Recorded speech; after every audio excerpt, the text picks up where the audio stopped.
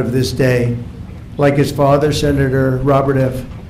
Kennedy, and his uncle, President John F. Kennedy, Bobby has devoted much of his life to serving his fellow Americans in his campaign for president, and he was a very tough competitor. I did not like it at all. I said, let's get him on my side. But in his campaign for president in 2024, Bobby brought together a coalition of supporters across party lines, and he really worked very hard, and he had tremendous support, unbelievable support, and I think a lot of that support came my way when we decided to do a little merger, and it was really great, and it was very loyal, incredible people. They believe in him so strongly because he's a fierce advocate for the health of our children and for the values of free speech, democracy, and peace. And people are going to be very impressed, I have no doubt. I've known him a long time. He's been a friend of mine a long time. Perhaps most importantly, though, Bobby created a nationwide movement made up of millions and millions of mothers and fathers and young people and concerned citizens of every background who want to end and this horrible chronic disease crisis that exists in America. He's absolutely committed to getting dangerous chemicals out of our environment and out of our food supply and getting the American people the facts and the answers that we deserve. After years in which our public health system has squandered the trust of our citizens, and they really have, they don't trust us, they don't trust anybody, frankly. They've gone through hell. There's no better person to lead our campaign of historic reforms and restore faith in American health care. Bobby's going to do it. The United States spends more money in health than any other country on earth, but we're growing sicker every year. We're not as healthy as countries that spend just a fraction of what we spend, so there's something wrong. He's going to figure it out. In recent decades, we've seen staggering increases in cancer rates across all age demographics, including more than 40% increase in childhood cancer since 1975. Who can believe that? And an explosion in other chronic childhood illnesses. Not long ago, 1 in 10,000 people, children, had autism. Now it's 1 in 36. Think of that, 1 in 10,000. 1 in 10,000, now it's 1 in 36. Who can believe that? There's something wrong. There's something wrong, and I think it's something that can be found out. In 2022, more than 40% of children had at least one chronic health condition, and today nearly 80% of young adults do not qualify for military service, in large part for health reasons. Think of that, 80%. Something is wrong, and that's why immediately after Bobby is sworn in, I will be signing an executive order establishing the President's Commission to make America healthy again. We have some great people on that commission. Chaired by our new secretary, this groundbreaking commission will be charged with investigating what is causing the decades-long increase in chronic illness, reporting its findings, and delivering an action plan to the American people, and it's going to be a plan that people are really waiting to hear. Bobby, I want to thank you. You've gone through a lot. It's taken great courage. You've been amazing, actually. I'd call him and say, you're going to be okay. And he said, I know, I really do. He's really been supported amazingly by Cheryl and his family. And it was very tough. It was a very nasty group of people that were after him, but he was tougher and he was smarter than they are. And that's why he's here today. There are very few people that could have withstood the assault, but he was able to. So I just want to congratulate you, and we have a very special person here to swear you in, a man that I think has done just, I think he's just an amazing man. As you know, his name happens to be Gorsuch, and he's a member of the Supreme Court in extremely good standing. He's highly respected by everybody, and I didn't know, are you two friends or something, or did this just happen to be the justice? Did this just happen to be the luck of the draw? What happened? I reached out to him. Did you reach out? Well, you reached out to a very good man, so please, if you would. Thank you very much.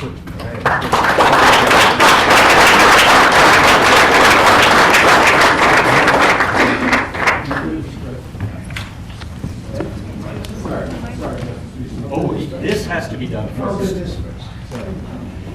I'm going to make this a good one. right?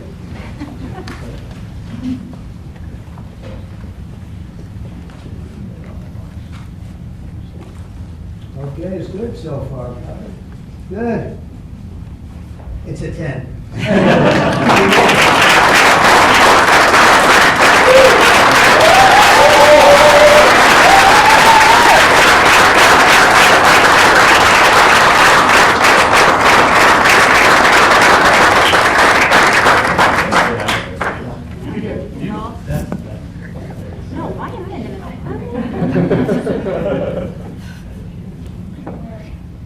Go in there, get the kids in there. Go in there. Get the kids in there.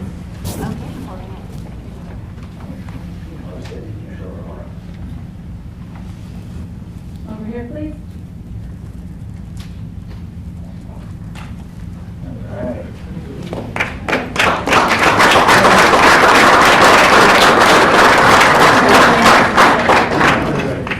We're really happy. Would all the family like to join? Yeah, sure. All right. Please place your left hand on the Bible and raise your right. Repeat after me.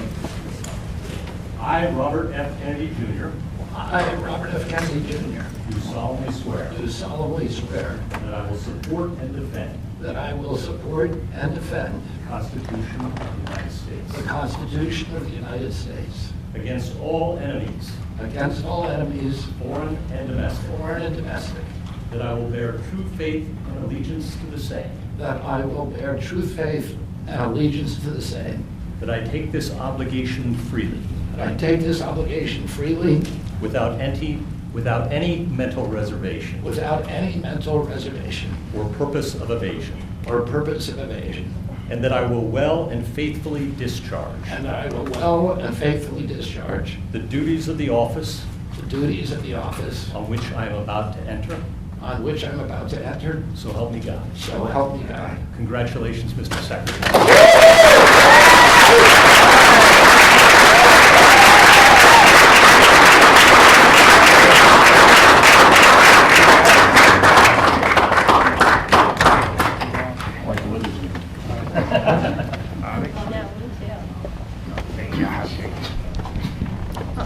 I want to begin by thanking President Trump for giving me this extraordinary opportunity, and I want to introduce my family and thank them for being here. My wife Cheryl, my cousin Anthony Shriver, my daughter Kik, my other daughter Kira, Carolina Shriver, Joey Shriver, Jackson Hines, and Amaryllis Kennedy. All right. And I want to thank all of you for your support and throughout this whole 2.5-year journey. My first time in this Oval Office was in 1961, and I came here to meet, or 1962. I came here and I had a meeting with my uncle, who was president then, where we talked about the environment. He was involved deeply, as we all know, in restoring physical fitness to this country. He challenged at one point during his administration, he challenged Americans to do a 50-mile walk, which I ultimately did, but I remember the day that my father completed his walk. We were staying up at Camp David, and my father came in after 18 hours walking on the C&O towpath and with his feet bleeding and blisters on them. My father had one of his best friends was Al Lowenstein. And Al Lowenstein ultimately was a congressman from New York who was assassinated himself in 1980. But Al Lowenstein had started the Dump Johnson movement to get rid of President Johnson and end the Vietnam War. And at the time that he started it, people just thought it was a fool's errand. And ultimately, he asked my father to run for president against Johnson. My father wouldn't do it at that time, and he asked Gene McCarthy. McCarthy did it, and he joined that campaign. And my father ultimately ran, and Johnson then dropped out. So Al Lowenstein succeeded. And although Al Lowenstein was on the other side now, running against my father with Gene McCarthy, my father wrote him a note a quote from Emerson where he said, if a single man plant himself firmly on his own ideal and there abide, the whole wide world will come around to him. For 20 years, I've gotten up every morning on my knees and prayed that God would put me in a position where I can end the childhood chronic disease epidemic in this country. On August 23rd of last year, God sent me President Trump. All right. And he gave me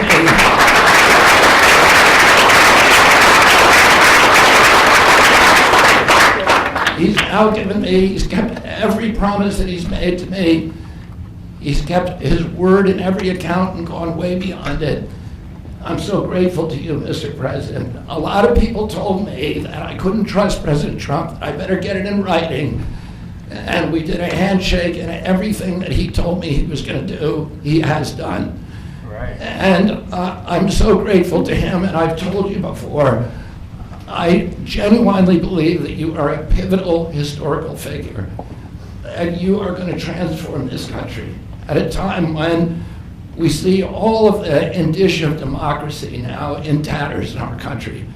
We see the rise of the military-industrial complex, the rise of totalitarianism, these attacks on our Constitution, and this breathtaking epidemic that is disabling our people. President Trump has promised to restore the American dream in this country. A healthy person has 1,000 dreams. A sick person only has one. 60% of our population has only one dream, that they get better. President Trump has promised that he's going to restore America's strength. But we can't be a strong nation if we have a weak citizenry. If people are sick, 60% of our people are sick, 77%, as President Trump mentioned, of our children cannot qualify for military service. And we need a man on a white horse now. We need somebody who is willing to come in and has the spine and the guts and the strength to challenge orthodoxies, to stand in the way of vested interests, and to break institutions that have turned against our democracy. President Trump has shown again and again that he is that hero. And most recently, I greatly appreciate it, and I called you the day that you announced the termination of USAID. My uncle started USAID in 1961 for humanitarian purposes, to put our country on the side of the poor. It has been captured by the military-industrial complex. It has become a sinister propagator of totalitarianism and war across the globe. And very few people understand how sinister this agency really is. And President Trump saw that, and he stood up to it with a masterstroke.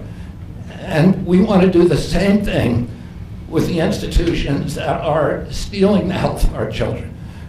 We need a revolutionary figure, and you are that figure, and I'm very grateful for you for giving me this opportunity. I want to recognize some of the allies that I've had in this battle for a long time: Senator Rand Paul, Senator Ron Johnson, Senator Roger Marshall, Marjorie Taylor Greene, and Buddy Carter, who've all been champions of the MAHA agenda before I even came along. I'm very grateful for you for standing strong. Thank you very much, President.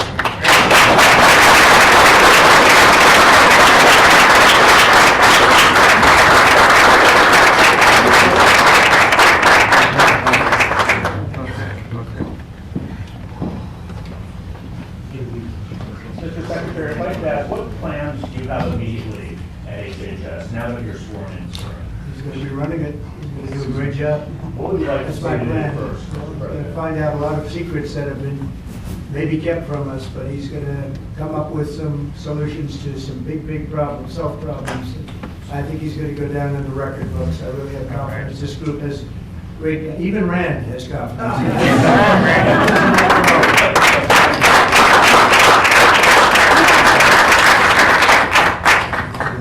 If I could ask you, Mr. Secretary, do you plan to fire anyone immediately, or what are your plans on day one, which I guess is today? Our plans are radical transparency and returning gold standard science the NIH, the FDA, and CDC, to ending the corruption, ending the corporate capture of those agencies, getting rid of the people on those panels that have conflicts of interest.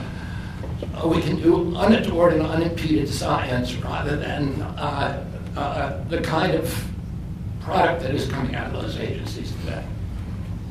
Mr. Secretary, may I ask, how do you address concerns that some Americans may have about your stance on vaccines? When people actually hear what I think about vaccines, which is common sense, which is vaccines should be tested, they should be safe, everybody should have informed consent, people are reacting because they hear things about me that aren't true. They hear characterizations of things that I've said that are simply not true. When they hear what I have to say actually about vaccines, everybody supports it. Mr. Kennedy, Kara Kashtanova from Lindell TV. What's your message to Democrats in the Senate that fought so hard to keep you from taking this position? And congratulations, by the way. President Trump has promised to be the president for all Americans, and he has said to me that he understands that there's no such thing as Republican children or Democratic children. All of our children need to be protected, and whether you're in a blue state or red state, I'm going to do everything I can to work with you, whether you're Democrat or Republican, to restore child's health in this country. Mr. Secretary. Great job. Great job. Thank you all very much. All right, guys.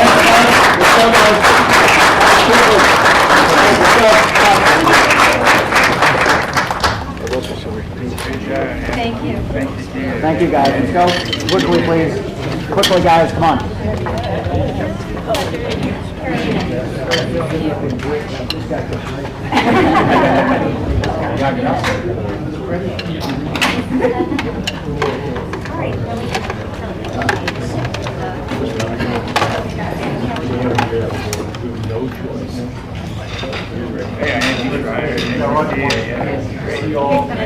My motions will. Great job. So proud of you.